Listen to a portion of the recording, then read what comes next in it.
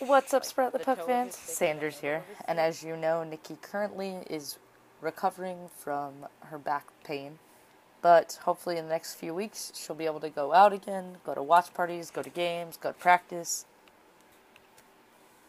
She's been spending a lot of time with family right now. It's been good for her, and she is very excited to get back to the channel. I am going to be covering your fan questions, trade talks, waivers. The first one is from @JordanSela. A big push for that playoff spot. I'd love to see running more drills, less optional practices, more mandatory practices. Our next question is from Ricky @RBosa8. Okay, let's start off with this snow nonsense. For those of you who didn't know, I am not from Texas. I was born in Connecticut, where it snows, and lived there for 5 years. Then I got to live in Virginia, then I got to live in Hawaii, and then when I was 10, we moved to Nebraska, where it snows. You know what? When you're a little kid, or when you live somewhere like Texas that doesn't get snow very often, oh, snow's amazing. You love snow. It's the best. But let me tell you, when you live somewhere like Nebraska, where it snows from October to May on and off, and it's cold, and it's annoying, and it just piles up, and piles up, and piles up. Snow is not a fun thing anymore. It's just not. Hey, Dream Stars lineup. I have Sagan centering Hemsky and Jamie, and then on defense, I have Patrick Nemeth and Trevor Daley. Now, my alternative options, throw Demers in there with Nemeth, or throw Daley in there with Klingberg. I definitely like Klingberg. This is one of the many questions from Dario Mouse. If you see him at the games, say hi. He's awesome. He's super chill. He'll take pictures with you. My guess is that by your question, you meant, is it time to pull up an AHL goalie? Bro, we did that. Do you remember what happened when we brought up Runas? It was a little rough for him. He's not quite ready for that. Campbell, not quite ready for that. Like later this year during the draft, yes, I think we need to look for a new goalie. However, I do not think that we need to be edging Kari out or blaming him for things that aren't entirely his fault. And we just got Enroth in. I mean, give the guy a little time. He's still adjusting to the players he's with now. Honestly, I don't see anything wrong with trading for another goalie, like, at the beginning of next season, when you can. But at the same time, you do need to make sure that you're raising those young guns, because if they aren't being taught what will be expected of them when they get to the NHL, they're going to tank, and then they tank, and then it's sad. It's just not right. That's tough. Honestly, I would love it if we could get Kevin Connaughton back. I love Kevin. He was awesome. He played really well. I would like to see Brendan Dillon back, and maybe even line him with Jason Demers. That would be awesome. So I have a whole list of questions from one of our other fans named Jim. His Twitter handle is @thechiveter, or Chivetter, or Chiveteer. Confidence in goaltending is a very, very, very tough thing to discuss, because having been a goalie myself, when you're standing there and someone is coming at you with the ball, because I played soccer, or the puck, if you're talking a hockey goalie more specifically, it's very nerve-wracking, because you're just like, I am the end-all, be-all. If I don't stop this, we're done. Like, it's going to go in, and we have to start back over. And honestly, I don't think that affects our forwards as much.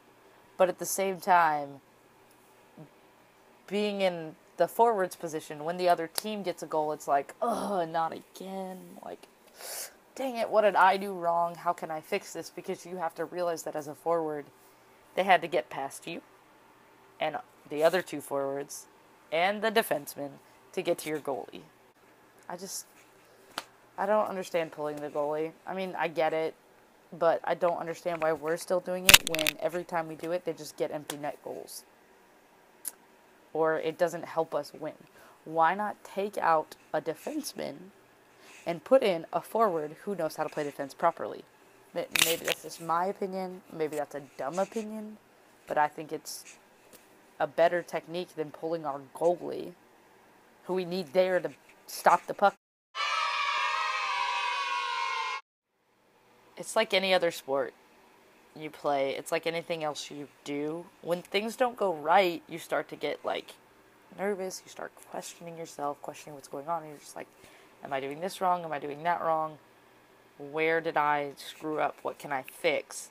And so it creates inconsistencies in gameplay. Plus, general tiredness is a result of playing a sport. There are pitchers who literally cannot throw more than 7 innings because their body can't handle it, which is why you have closers who are better at throwing like shorter amounts of innings and kind of stepping in after someone else has already stepped off. And so with hockey, you're line changing so much to give everyone a break, but you're still getting tired. And when you're tired, you're not at your peak performance, which is why the guys take pregame naps, which is why the guys have the energy shots and stuff on the bench and in the locker rooms, because they need that stuff to keep their energy up. And you know what? Our biggest issue right now is finishing through the third. It's not the first and second period as much as it is the third period right now, but we'll get there. For starters, hype can destroy so much. However, I don't think it messes with the unity in the locker room. Because with Sagan out, Jamie got a hat trick. His first ever NHL hat trick while Tyler was injured. Now, some people will be like, well, that's because the hype of Bengen wasn't around him anymore because Sagan's out. But it's not about the hype anymore. The hype about Bengen happened at the beginning of the season. Now it is February, March. He worked his butt off for that hat trick. He earned that hat trick. The other players are working their butts off to earn spots on the first line with Tyler out. And you know what? It's awesome, and they're working hard. And I love that Ruff is trying to separate Jamie and Spezza periodically to allow them to work with players who need help. But I don't think it's affecting unity in the team. Nikki had some fan questions that got sent in, but she didn't say who they were from. So, if the question was you, leave a comment, let me know it was you. If you could talk to a current or former Stars player, who would it be? Okay, I would love to get a chance to sit down and talk hockey with Mike Modano. What's your favorite thing to do besides hockey? As most of you know, and my wall clearly can tell you, baseball is my other sport. I worked with my college's team for 4 years. I played when I was younger, coach Little League teams, and I love it, and it's a huge passion of mine. It's a good way for me to serve my community. Like, baseball is my thing. I love this question. What's your favorite player on your least favorite team? Teams that I'm not a big fan of are like the Red Wings, because they get away with stuff for no reason. Chicago, you know, like the big name teams that kind of like do whatever they want, almost. It seems that way anyways. But my favorite non-Stars player on a team that I'm not a fan of would probably have to be... Now I'm going kind of retro on you. Okay, I'm gonna take it back to when I was little, because I was a huge Gretzky fan. But if I have to do like a current player right now, probably have to go with either Rask, Tuukka Rask, because he's kind of awesome, or Chara, because he's huge from Boston.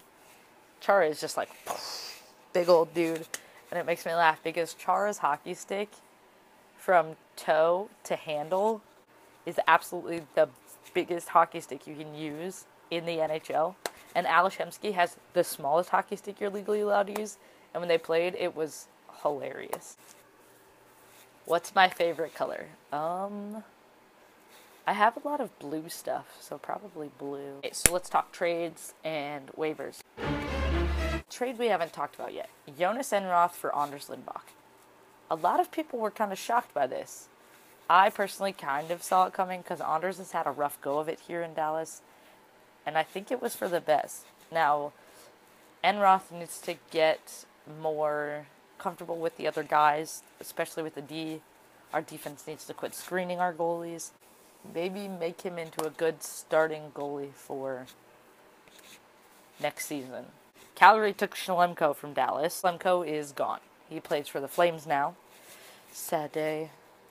We enjoyed having him here while we had him. He helped out. But that makes room for Patrick Nemeth to come back. And I'm very, very excited for this. It's going to be a good thing to have Patrick Nemeth back.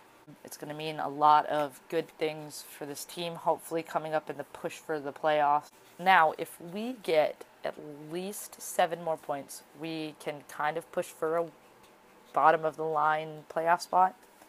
But if we could turn this around and have some ridiculous, 8-game rally where we get 16 points, we could actually push our way into a solid playoff spot where it won't be as, oh gosh, if we lose this game, we lose our playoff spot again situation. And I'd like to get us out of that situation as quickly as possible. And I know the boys would like to get out of that situation as quickly as possible. So, trade news that I got after I recorded the first half. Eric Cole is now our Red Wing. He got to play one more game with us tonight. It's kind of sad. I hate to see him go. Alright, that is all we have for tonight's episode.